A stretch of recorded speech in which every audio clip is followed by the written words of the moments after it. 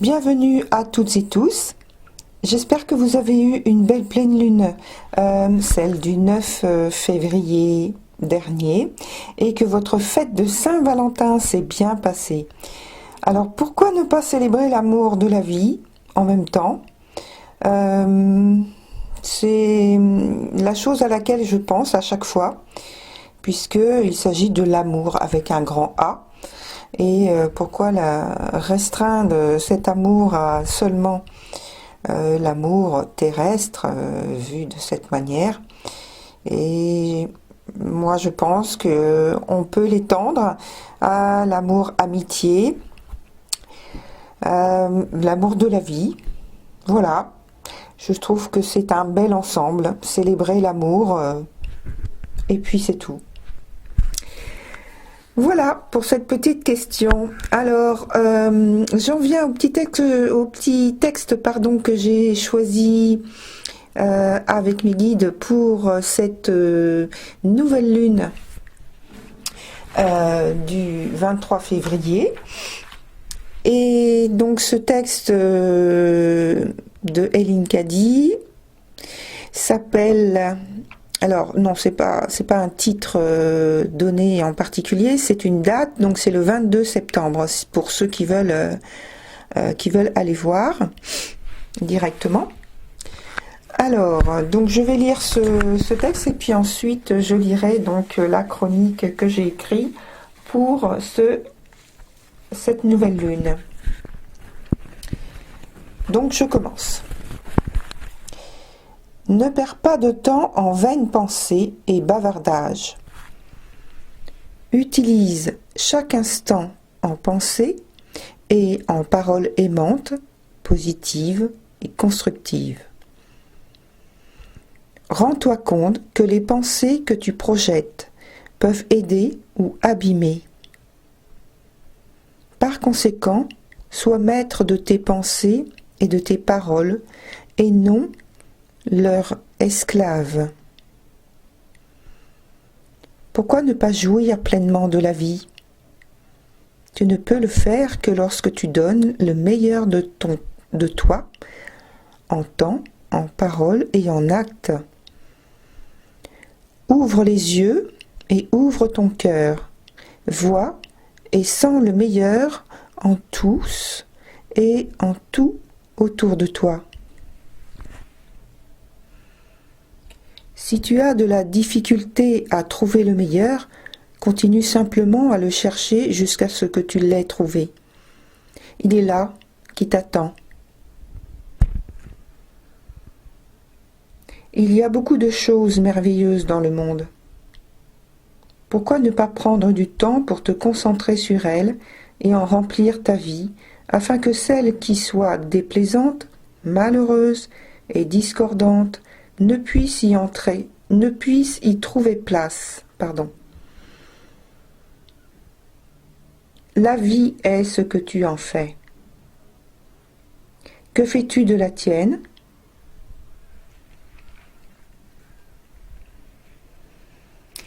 Alors voilà pour ce petit texte de Hélène Caddy.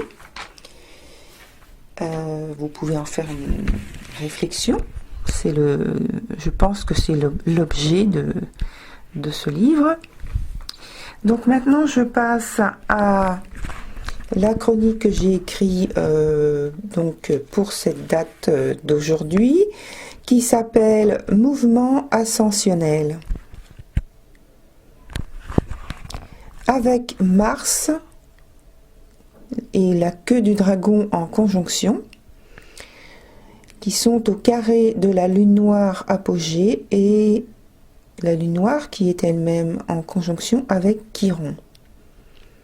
Nous aurons à nous engager d'une façon plus dynamique et plus en conscience pour affirmer notre vérité.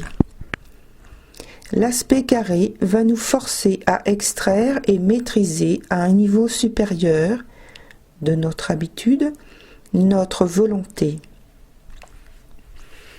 C'est ici dans l'association des 4 formes d'énergie reliées à un élément majeur. Symboliquement, c'est comme si nous avions à reconnaître et reconquérir un, entre guillemets, chez nous, que nous aurions perdu par le passé. La lune noire apogée marque un point névralgique de notre histoire collective, c'est-à-dire familiale et personnelle, que nous chercherons, puisque ce n'est pas notre thème natal, c'est un transit, que nous chercherons sans cesse à soigner durant ce cycle. En conjonction à Chiron, c'est l'heureuse rencontre qui nous permet d'y voir plus clair dans notre situation qui peut concerner dans ce thème du 23 février 2020 de la nouvelle lune, notre orientation spirituelle, notre attirance ou confrontation à une autre philosophie avec l'acceptation ou le rejet, l'influence d'une personne ou de lecture que nous jugeons convaincante, un rôle que nous escomptons jouer dans un contexte donné, etc. Toujours lié à nos idéaux et réalisations sociales, à nos projections d'un avenir meilleur et peut-être comment l'atteindre.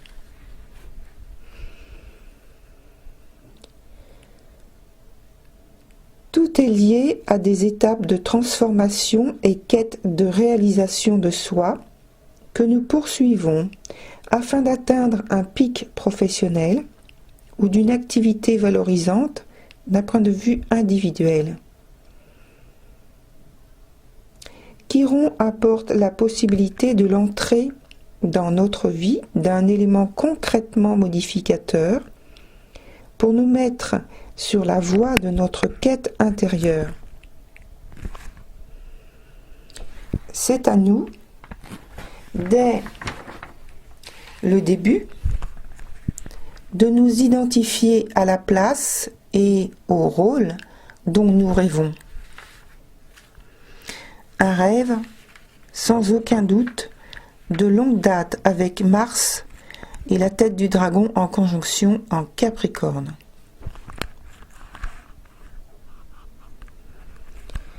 Un rôle, une place à laquelle nous devrons croire quand l'opportunité nous sera offerte, que nous devrons reconnaître par nous-mêmes.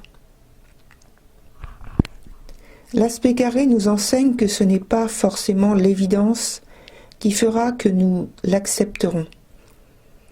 Peut-être que derrière une épreuve, un obstacle, des complications, un surcroît d'opportunités, la résurgence d'un conflit, d'une dispute, etc., etc., nous parviendrons à mieux voir, à percevoir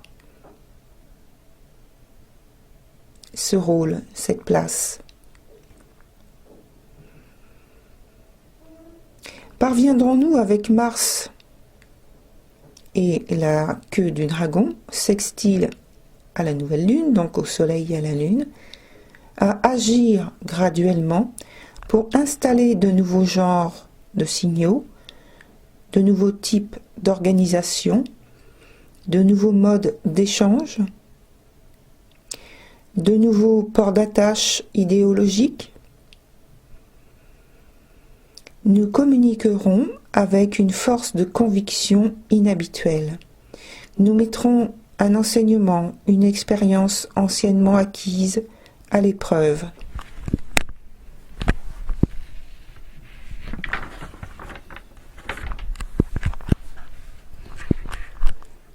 Mars et la queue du dragon, trigone à Uranus, nous élaborerons des plans et ou programmes pour renouveler, rénover, démontrer notre expérience.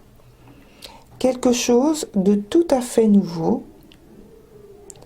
Nous montrerons un côté très créatif et inventif de notre personnalité. peut-être même visionnaire, pourquoi pas. Vénus, carré à Jupiter et Pluton, conjugue la même volonté d'attirer à nous tout ce qu'elle considère valable à l'expression, à l'expansion de notre plénitude. Tout ce qui est découvert et agréable est activement recherché et potentiellement sélectionné après un examen minutieux. Il peut s'agir de notre sélection, mais il peut aussi s'agir de nous, nos capacités, nos talents, qui seront évalués pour intégrer une nouvelle équipe, un nouvel environnement de travail, etc., etc.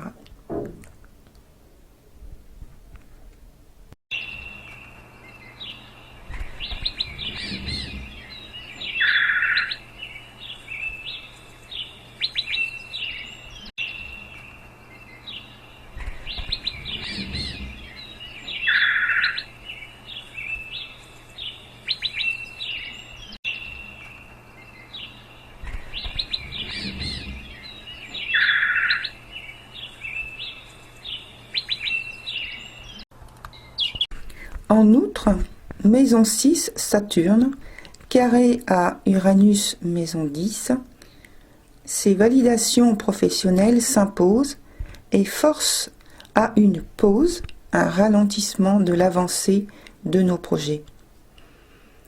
À noter tout de même que pour certains, cela peut signifier un arrêt définitif sans aucune reprise derrière. Le projet en question sera de toute manière étudié, soit avec une base de réutilisation de structures anciennes, soit avec une base entièrement rénovée par le rejet total des structures passées. Mais ce qu'il faut retenir, c'est l'objectif positif final, qui est gagner en autonomie et indépendance. Sous une autre forme, l'évaluation se fera via Vénus sous l'influence de l'énergie Bélier. Nous tenterons, entre parenthèses avec les divers carrés en aspect à Vénus, voilà, je referme la parenthèse, nous tenterons par notre comportement plus ou moins conquérant d'affirmer notre raisonnement et point de vue pour éveiller l'attention et donner du poids à ce que nous apportons de nouveau dans notre vie, tout en le faisant valider par les autres. Nous devons donner un nouveau tempo à ce secteur de notre vie en entamant un mouvement ascensionnel.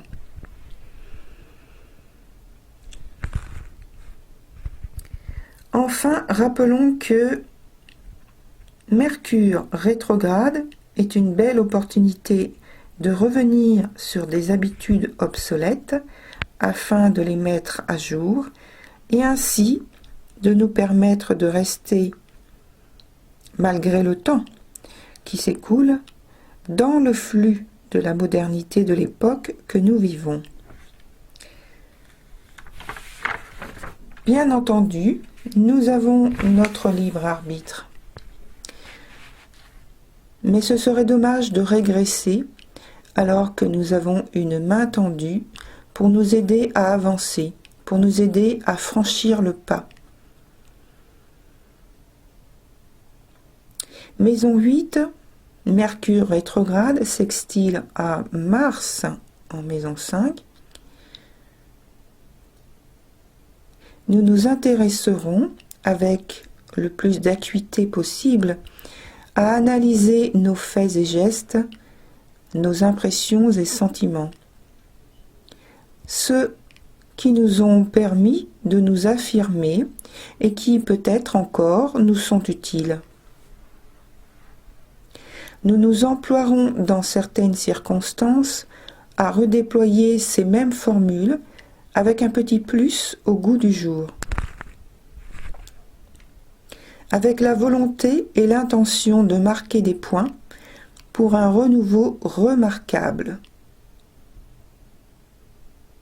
Et donc là, on parle de la nouvelle lune en conjonction, enfin, le soleil et la lune en conjonction avec Mercure rétrograde. Nous serons guidés par nos rêves de grâce, nos rêves mystiques, nos rêves féeriques, nos rêves d'excellence et d'aspiration vers une disparition ou une transformation majeure, en même temps qu'a lieu la naissance d'autres créations de l'esprit, eux aussi majeures, et source d'ascension.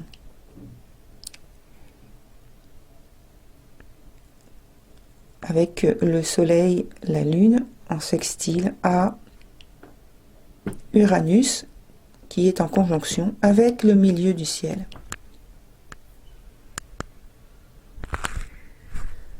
C'était Jenny pour la lecture de l'article de la nouvelle lune du 23 février 2020.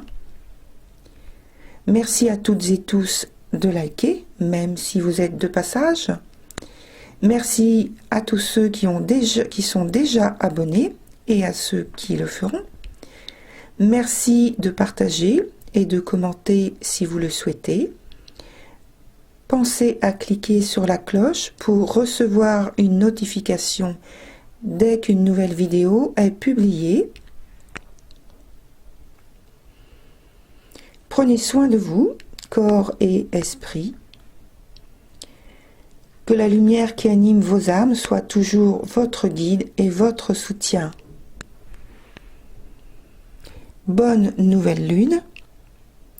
À bientôt pour la pleine lune du 9 mars 2020. Au revoir.